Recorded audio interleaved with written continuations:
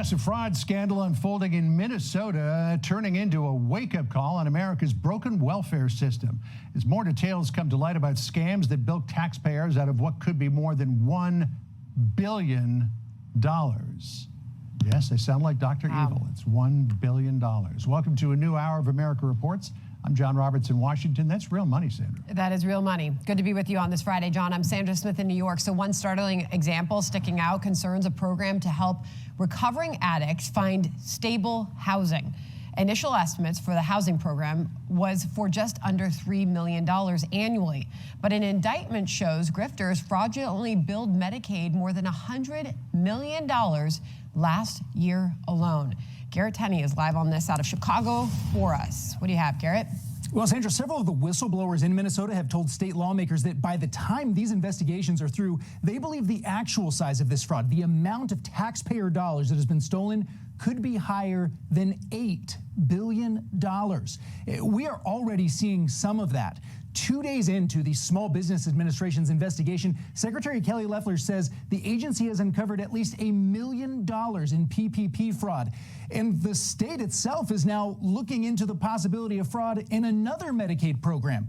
Minnesota's Department of Human Services is now pausing the issuing of new licenses for disability service providers over concerns of fraud after an explosion in the number of applications for new licenses over the past 5 years, going up 283%, while the number of people needing those services only increased by 25%.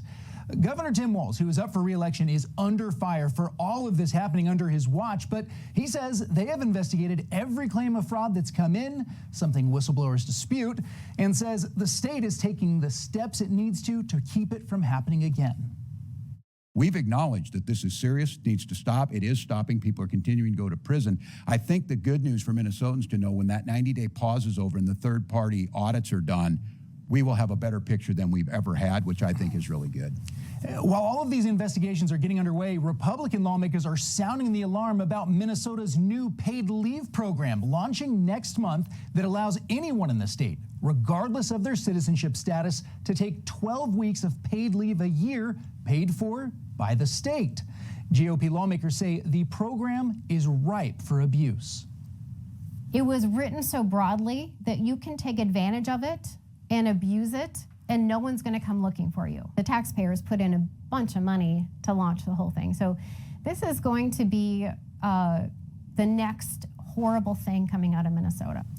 And it's important to remember the FBI is also still investigating the massive fraud schemes there. This morning, Attorney General Pam Bondi said there are going to be a lot more arrests on this coming. Sandra? Okay, thanks for keeping track of it for us. Garrett Tenney in Chicago on that for us. John?